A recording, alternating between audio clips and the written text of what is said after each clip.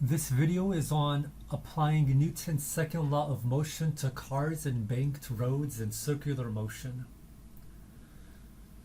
Question 1. Use Newton's second law of motion to find an equation for the speed of a car moving in circular motion on a horizontal road with surface friction.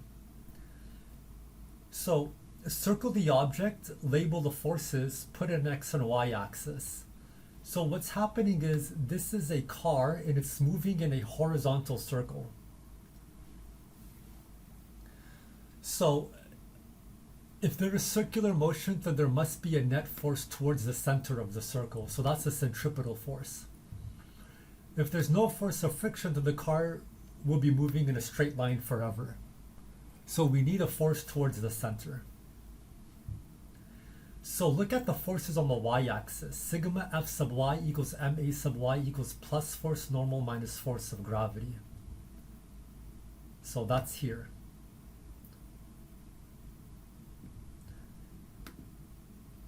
Now, let's take a look at the horizontal forces. Sigma F sub x equals ma sub x equals mv squared over r equals force of friction, which is here.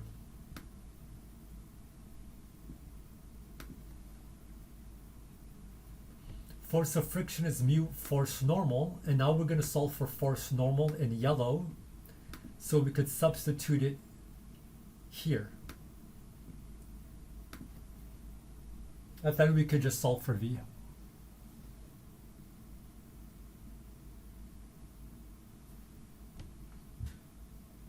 So that's the equation for a car moving in a horizontal circle with a radius r and force of friction mu. Question 2. Use Newton's second law of motion to obtain an equation for the speed of a car moving at an angle theta to the horizontal and circular motion on a banked or angled road with no friction. So try to imagine what's happening. This car is moving in a circle, but it's not a horizontal surface. It's been raised up in angle theta, so it looks like a cone.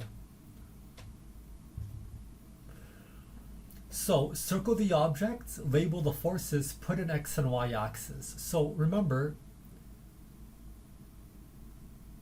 it says this road has no friction.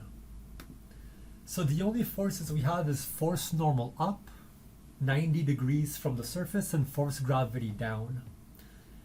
So step 1, sigma f sub y equals ma sub y. The forces in the y direction is force normal cosine theta minus force of gravity. And this object is not jumping up and down, so acceleration on the y-axis is 0. So when yellow, we have an equation for the vertical motion. Step 2, we're going to use sigma f sub x equals ma sub x equals mv squared over r. What forces do we have on the x-axis? Well, if you look at the image, it's only force normal sine theta. We could substitute for force normal to go here, and we could solve for v. So v equals root gr tangent theta.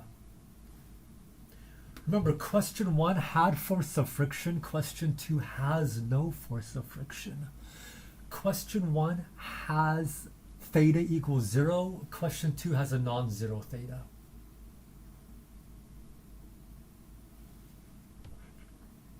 So in question 2, you could see as r and theta increases, then v also increases.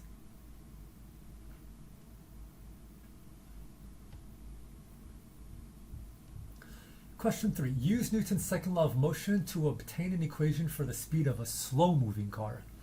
So this object is moving in a circle on a banked road, but it's moving slow.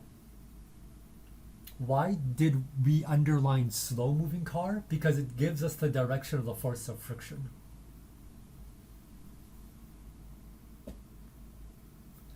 And this object has a surface friction with the road. So step 1, circle the object. Step 2, label the forces. Step 3, put an x and y axis. Step 4, use the equation. So in question 2, there was no force of friction. In question 3, there is a force of friction of a slow-moving car. So the reason why the force of friction is to the right is because the friction is going to stop this car from going down. Because it's slow-moving, it's going to want to fall down. So step 1, use sigma f sub y equals ma sub y. A sub y is 0. What is sigma f sub y? It's plus force normal cosine theta minus force of friction sine theta minus force of gravity equals 0 newtons. We know force of friction is equal to mu force normal, and now we're just going to solve for force normal. Step 2, sigma f sub x equals ma sub x. So that's going to be force normal sine theta minus force of friction cosine theta equals mv squared over r. In circular motion, a is equal to v squared over r. We know force of friction is equal to mu force normal. We're going to factor out the force normal. Then we're going to substitute force normal, which we found from step 1. Here. And now we could just use algebra to solve for v. What we could do is you could let theta equal 0 to see if we get the same solution as question 1.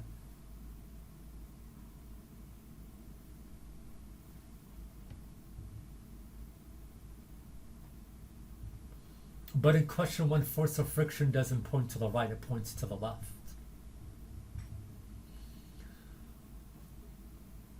What we could also do is let mu equals 0 to see if we get the same solution as in question 2. Because if mu equals 0, one term in the numerator and one term in the denominator go away.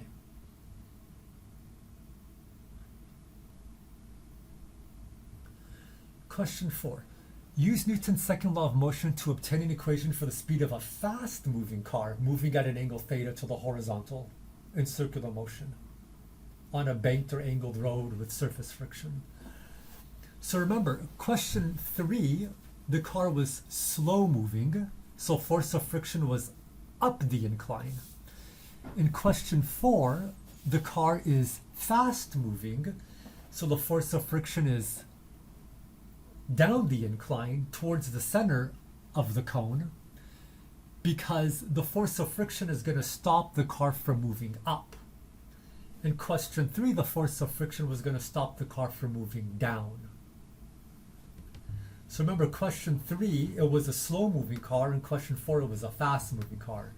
The only difference is the direction of force of friction.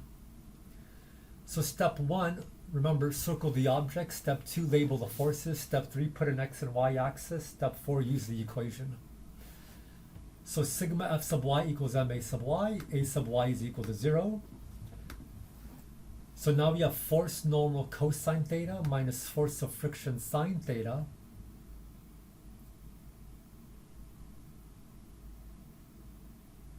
because force of friction points down minus force of gravity is 0. So we get this for force normal. Step 2, sigma f sub x equals ma sub x. A is equal to v squared over r. Sigma f sub x is force normal sine theta plus force of friction cosine theta. We know force of friction is mu Fn. There's an Fn here and an Fn here, so factor that force normal out.